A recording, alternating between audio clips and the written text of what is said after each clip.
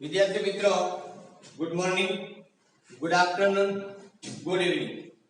ધોરણ 12 chapter number 2 દ્રાવણની અંદર આપણે આગળના લેક્ચરની અંદર ચર્ચા કરતા હતા અને દ્રાવણની અંદર આપણે ઉત્કલન બિંદુમાં ઉન્નયન અને તેને આધારિત જે દાખલાઓ છે એનો અભ્યાસ કર્યો।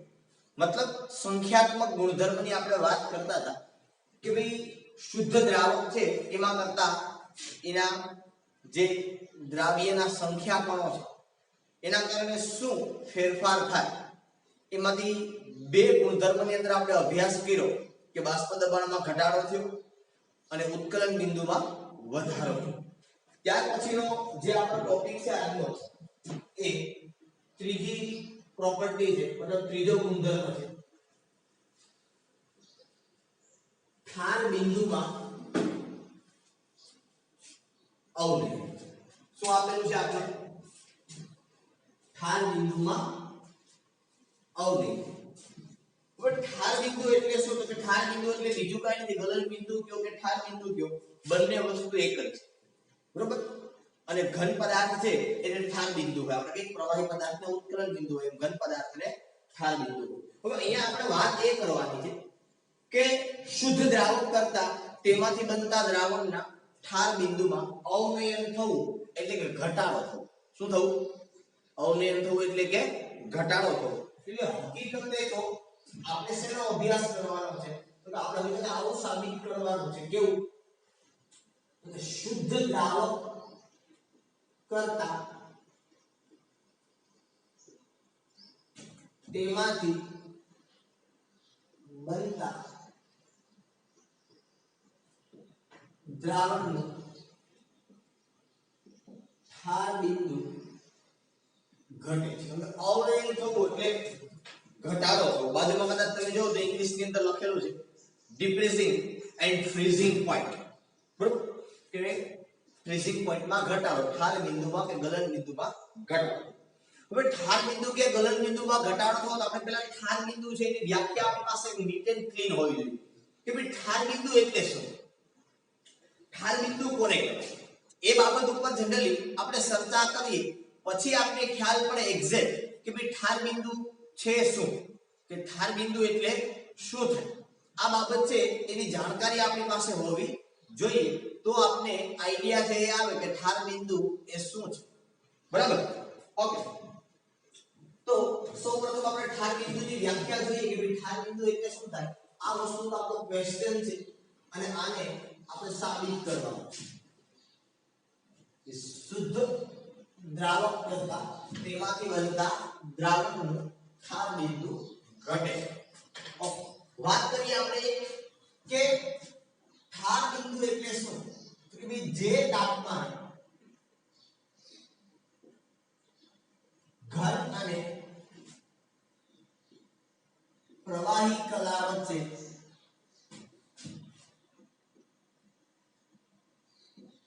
સંતુલન સ્થપાય તે તાપમાનને તે પદાર્થનું ઠાર બિંદુ કહે છે, બરોબર? આ ત્રીજો સંખ્યાત્મક ગુણધર્મ, આપણે ચાર સંખ્યાત્મક ગુણધર્મ ભણવાના છે એમાંથી આ ત્રીજો સંખ્યાત્મક ગુણધર્મ છે કે જેની ઉપર આપણે ચર્ચા કરીએ કે ઠાર બિંદુ એટલે શું। તો કે ભાઈ જે તાપમાને ઘન અને પ્રવાહી, હકીકતમાં તમારે પદાર્થ એટલે શુદ્ધ દ્રાવક એટલે પ્રવાહી છે, બરોબર? તો એ પ્રવાહી જ્યારે ઘનની અંદર ઘન અને પ્રવાહી કલા વચ્ચે ને ખરેખર એવું કેવું છે કે પ્રવાહી અને ઘન કલા વચ્ચે એટલે પદાર્થનો સૌપ્રથમ તો કેવો હોવાનો છે? તો કે પ્રવાહી હશે।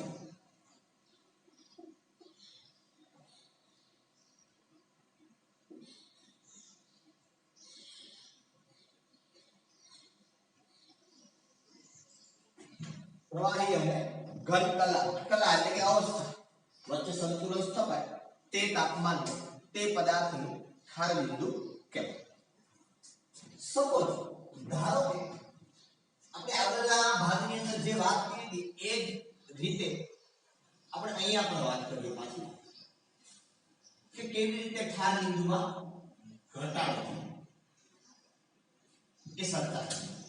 ધારો કે પહેલા સૌપ્રથમ મારી પાસે અહીંયા આ જે પાત્ર છે એની અંદર પાણી છે. આ પહેલું પાત્ર લઉં શું છે આની અંદર પાણી શુદ્ધ દ્રાવક મતલબ H2. હવે તમને ખબર હોવી જોઈએ કે શુદ્ધ દ્રાવક મતલબ કે પાણી.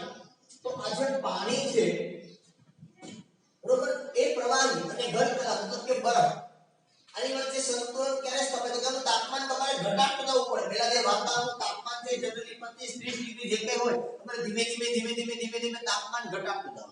હવે તમે તાપમાન ઘટાડતો એક સમય એવો તો પાણી છે ધીમે ધીમે બરફની અંદર રૂપાંતર પામતો જાય. મતલબ ઠંડુ પડતું જાય એક સમય એવો બરફ બને અને એક સમય એવો આવે કે બરફ અને પાણીના કણ વચ્ચે સંતુલન થાય. મતલબ કે જેટલા બરફના કણમાંથી પાણી બને એટલા જ પાણીના કણમાંથી બરફ. હવે તમને ખબર છે કે પાણી છે એ બરફ કયા તાપમાને બને? તો કે તમને આના માટેનું ઠાર બિંદુ છે એ ખબર હોવી જોઈએ કે એનું ઠાર બિંદુ છે 0 ડિગ્રી સેલ્સિયસ અથવા તો 273.15 કેલ્વિન. કેટલું થાય? 273.15. તમે કંઈ પણ કહી શકો કે ભાઈ બરફ છે એ પીગળવાની શરૂઆત 0 ડિગ્રી સેલ્સિયસે કરે અથવા તેના કરતા ઉલટું કે પાણીથી બરફ ક્યારે બને? તો કે 0 ડિગ્રી સેલ્સિયસ એટલે 273.15 કેલ્વિન. આ શુદ્ધ દ્રાવકનું ઠાર બિંદુ થઈ. Is it clear? આમાં કોઈ નિયમ લાગુ પડતો નથી કે વાતાવરણના તાપમાને વાતાવરણના તાપમાન તો કે વાતાવરણના દબાણ જે કંઈ દબાણ છે તે દબાણ બરોબર. એની આપણે દબાણના કોઈ કન્સેપ્ટ અત્યારે ખાસ ધ્યાન રાખજો કે ઠાર બિંદુની વ્યાખ્યામાં દબાણ છે એ અગત્યનું નથી. આપણે ઉત્કલ બિંદુની વ્યાખ્યામાં કીધું કે ભાઈ 1.013 બાર એક વાતાવરણ દબાણ અને જે તાપમાને પ્રવાહી અને વાયુ વચ્ચે સંતુલન થાય બરોબર. તો અહીંયા પાણી છે અને બરફ આની વચ્ચે સંતુલન ક્યારે સ્થાપાય? તો કે 0 ડિગ્રી સેલ્સિયસ એટલે કે 273.15 કેલ્વિન. તો આ પાણી મતલબ કે શુદ્ધ દ્રાવક જે આપણું પાણી છે એનું ઠાર બિંદુ છે. જો બેન્ઝીન હોય તેનું ઠાર બિંદુ કંઈક જુદું, આલ્કોહોલ હોય તેનું ઠાર બિંદુ કંઈક જુદું હોય, ક્લોરોફોર્મ કાર્બન ટેટ્રાક્લોરાઇડ જે કંઈ પદાર્થ છે જો પદાર્થ જુદો હોય તેનું ઠાર બિંદુ જુદું. આ પાણી તમને બધાને ખબર હોય કે ભાઈ એનું ઠાર બિંદુ મતલબ કે ગલન બિંદુ એ 0 ડિગ્રી સેલ્સિયસ છે બરોબર. ઠાર બિંદુની બીજી કે વાત નથી. હવે આ જે તમારી પાસે પાણી છે એ પાણીની અંદર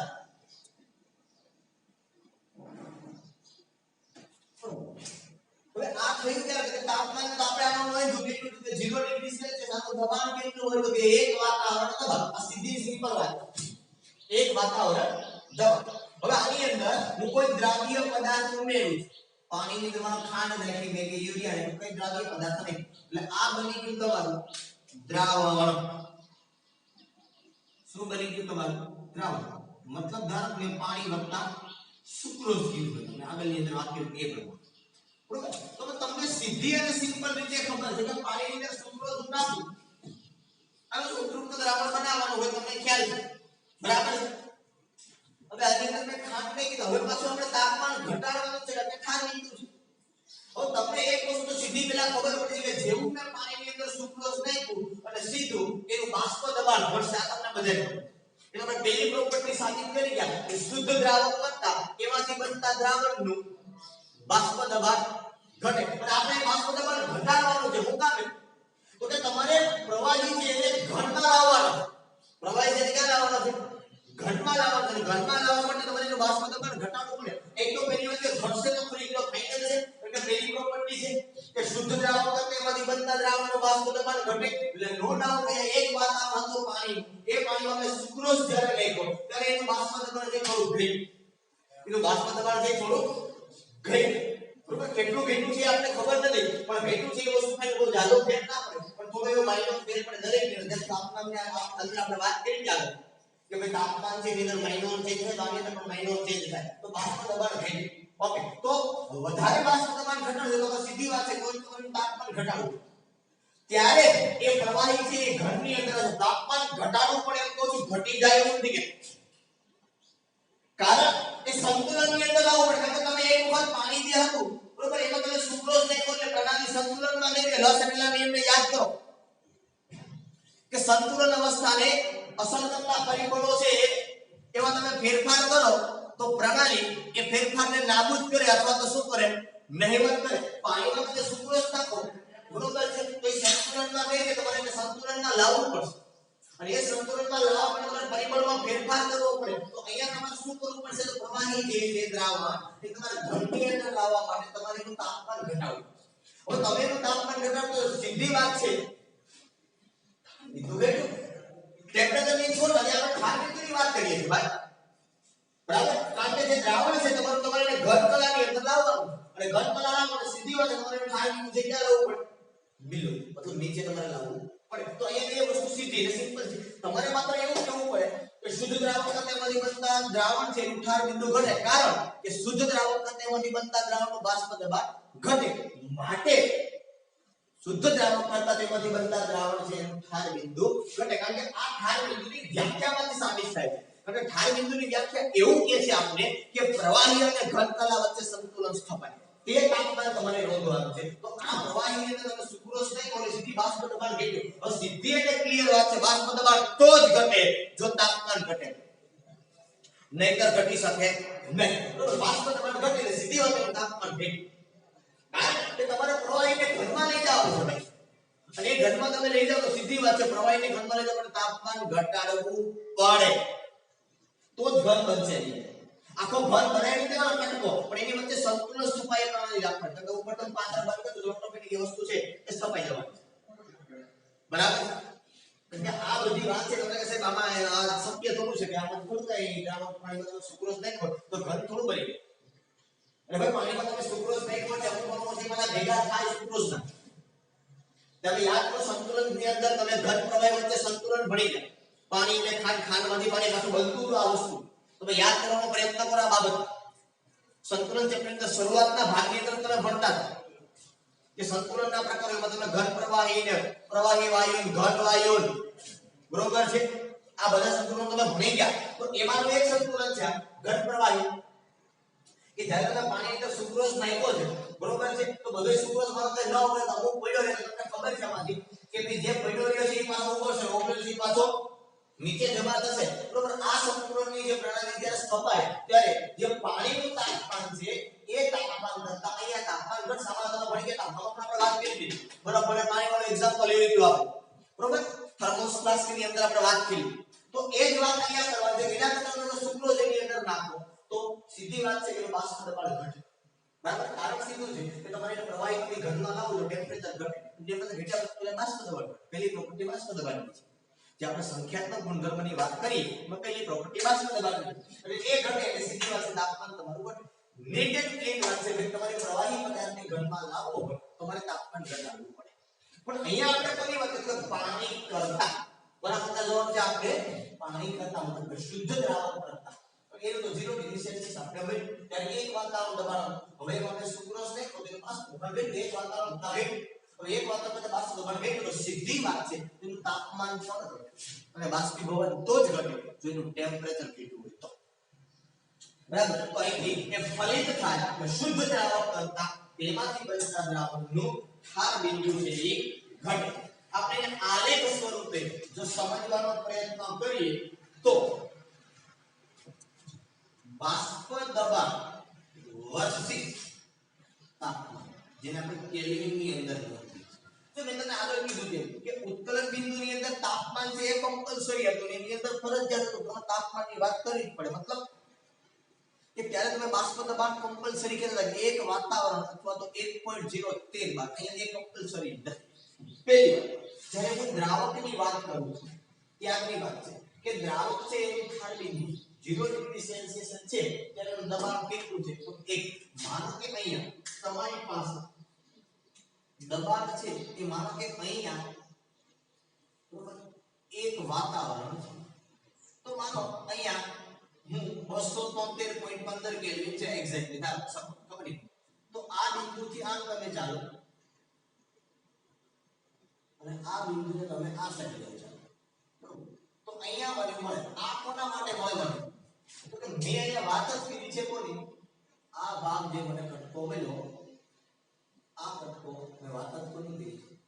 અથવા એક જ પોઈન્ટ મળ્યું, બીજા પોઈન્ટ નથી, બરોબર? આ જે પોઈન્ટ મને મળે એના માટે મળ્યું તો કે દ્રાવક એક વાતાવરણ દબાણે 273.15 કેલ્વિન.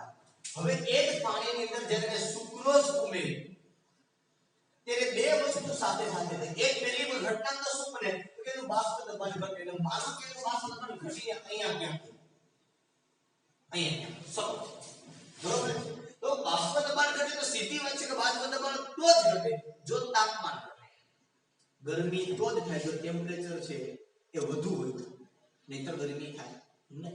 તો અહીંયા બાષ્પ દબાણ તો જ ઘટે જો ટેમ્પરેચર ઘટ્યું હોય. બરાબર. તો માનો કે ટેમ્પરેચર ક્યાંક અહીંયા ક્યાંક છે તો આ બંને પોઈન્ટને સાથે તમે જોઈન કરો.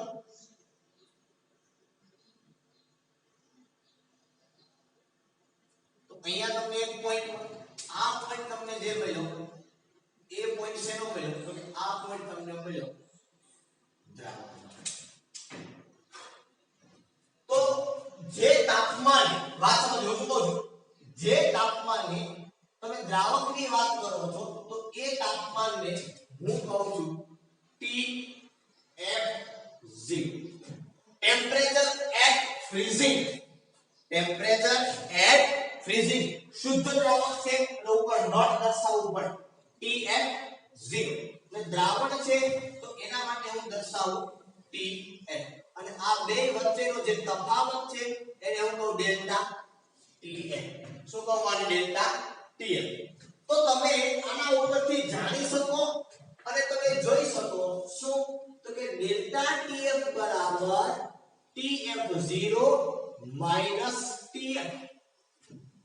દેખાય એવી વાત છે. જો યાદ રાખજો ઉત્કલન બિંદુમાં અને ઢાલ બિંદુમાં ગોટો ન થાય.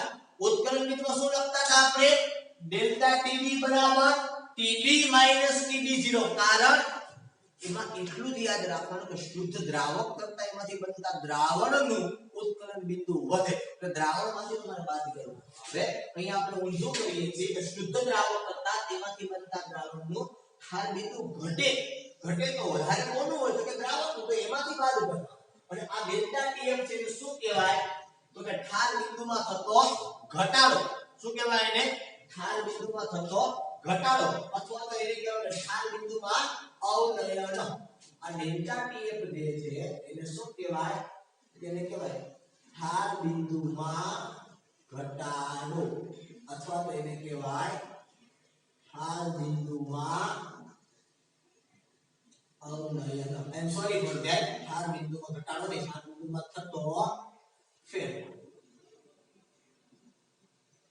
બરાબર. ચાલો હવે આ ડેલ્ટા TF કે કેટલો હોય, આ ઘટાડો કે ફેરફાર છે કેટલો હોય તો કે તમે કેટલો સુક્રોઝ ઉમેર્યો છે પાણીમાં, તમે કેટલો સુક્રોઝ ઉમેર્યો છે એના ઉપર આધાર છે. કે મંદ દ્રાવણ કે આદર્શ દ્રાવણ, આદર્શ દ્રાવણ તમે આપણે યાદ વાત કરી કે રાઉલ્ટના નિયમનું જે પાલન કરે એને આદર્શ દ્રાવણ કહેવાય. તો તમને ખબર છે આગળ છે એના જેવું છે કે delta TF proportional two m molarity કે ઉત્કલ ઢાલ બિંદુમાં થતો ફેરફાર એ મોલર અવનયન અચળાંકના સમપ્રમાણમાં હોય. તો અહીંયા આવું લખાય કે delta TF equal to k into m. આ kf છે એ દ્રાવકના સ્વભાવ પર આધાર રાખે. kf અને kb બંને, kf અને kb બંને શેના સ્વભાવ પર આધાર રાખે દ્રાવકના સ્વભાવ. મતલબ તમારો દ્રાવક કયો છે એના આધાર ઉપર ઢાલ બિંદુમાં ઘટાડો થશે કે ઉત્કલન બિંદુમાં વધારો થશે. આ kf છે એને બીજું તમે શું કહી શકો બરોબર. આ kf છે એને કહેવાય મોલર અવનયન અચળાંક. શું કહેવાય મોલર અવનયન અચળાંક. બરોબર. આ kf કહેવાય.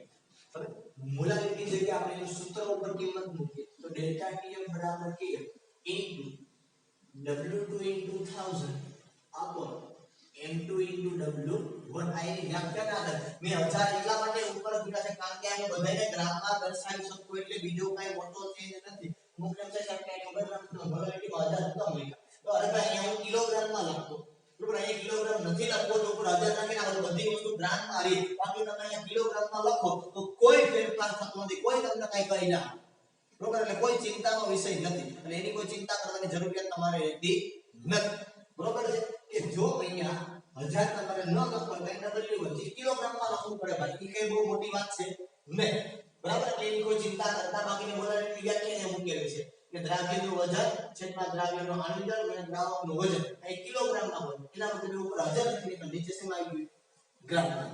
બરાબર છે એટલે કાઈ બહુ મોટી વાત નથી ચિંતા કરતા નહીં ઓકે આના ઉપર મારે m2 ને સૂત્રમાં કરતા બનાવો તો શું થાય તો કે m2 ને સૂત્રમાં કરતા બનાવવા માટે k into w2 into 1000 upon delta tf into w અને જો આ સૂત્ર ઉપરથી મને kf નો એકમ મેળવવો હોય તો આગળ જે kb નો મેળવ્યો થઈ જાય અહીંયા મળશે kelvin kilogram into mall inverse શું મળશે kelvin kilogram into mall inverse બરોબર હવે એક બીજા બે સૂત્રો તમને આના ઉપરથી આપેલા છે કે kf અને kb જે દ્રાવકના સ્વભાવ પર આધાર રાખે છે તો એ ઉપરાંત એના માટેના બે સૂત્રો તમને આપેલા હતા કે kf બરાબર r m1 tf નો સ્ક્વેર ના છેદમાં ડેલ્ટા ફ્યુઝન h 1000 અને એવી જ રીતે kb માટે એક સૂત્ર છે કે kb બરાબર r m1 tb નો square upon delta vaporisation h 1000 r છે એ વાયુ અચળાંક છે m1 છે એ દ્રાવકનું વજન છે આઈ એમ સોરી તમારી ટેક્સ્ટબુક ની અંદર બે વસ્તુ બેચેલી આપેલી છે અહીંયા tf0 અને tb એ લોકો એવું કીધું છે કે tf અને tb એ દ્રાવક છે એના ઉત્કલન બિંદુની વાત કરો તો દ્રાવકની વાત કરો ને tf0 લખવું પડે અહીંયા tb0 એને લખવું પડે r વાયુ અચળાંક છે m1 દ્રાવકનો આણ્વીય દળ છે શુદ્ધ દ્રાવકમાં ઉત્કલન બિંદુ છે ફ્યુઝન એટલે શું થાય તો કે ગલન એન્થાલ્પીમાં થતો ફેરફાર ગુણ્યા હલ બરોબર વાયુ અચળાંક દ્રાવકનું આણ્વીય દળ ઉત્કલન બિંદુ શુદ્ધ દ્રાવકનો ઉત્કલન બિંદુ વેપરાઇઝેશન h બાષ્પીયન એન્થાલ્પી ગુણ્યા અચળ બરોબર આ બંને સૂત્રો તમને આપેલા છે શા માટે બંને સૂત્રો આપેલા છે તો કે તમારે kf અને kb ની વેલ્યુ મેળવવી તો કે તમારે મેળવવાની કોઈ જરૂરિયાત નથી પણ એ લોકો ખબર આગળ દાખલા હતા તમને કીધું કે પાણી માટે kb છે 0.52 છે કે બેન્ઝીન માટે 1.82 આ જે કે યાદ કરી લો છો 0.52 બરાબર એ વાત કરી એ ક્યાંથી આવે કે એ આ પ્રમાણે લોકો મેળવે કે kf કે kb ની વેલ્યુ છે બરોબર એ ડેલ્ટા tf ન હોય છતાં કેવી રીતે મેળવે કે એની કેલ્ક્યુલેશન છે આ પ્રમાણે દ્રાવકના સ્વભાવ પર આધાર રાખે એટલા માટે આપણે દ્રાવક બાબતની ચર્ચા કરેલી છે ઓકે તો આ રીતે આ સૂત્રો છે એ બંને આપેલા છે બરોબર આની કોઈ સાદી રીતે એવું કઈ છે નહીં પણ માત્ર તમને એવું કહેવામાં આવ્યું છે કે ભાઈ દ્રાવકના સ્વભાવ ઉપર આધાર રાખે આ વેલ્યુ કેવી રીતે મેળવવામાં આવે તમારે કેવી રીતે મેળવવામાં જોવાનું નથી પણ એ મેળવવા કેવી રીતે આપણે સૂત્ર ખાલી તમને આપ્યું છે બાકી તમારી ઘણી બધી આગળ વાત આવે પણ દરેક વાત આપણે અહીંયા આપેલી નથી બરોબર તો અહીંયા આપણે આ ત્રીજી પ્રોપર્ટી છે એની વાત કરી ખાર બિંદુમાં હવે જે ચોથી પ્રોપર્ટી છે એની વાત કરશું પણ એની પહેલા ખાર બિંદુના આધારે જે કઈ એક્ઝામ્પલ આવશે એ એક્ઝામ્પલની આપણે કેલ્ક્યુલેશન કરીએ બરાબર ઓકે ચાલો આજના માટે આપણે અહીં સુધી રાખીએ ફરી પાછા આપણે આગળના લેક્ચરની અંદર મળીશું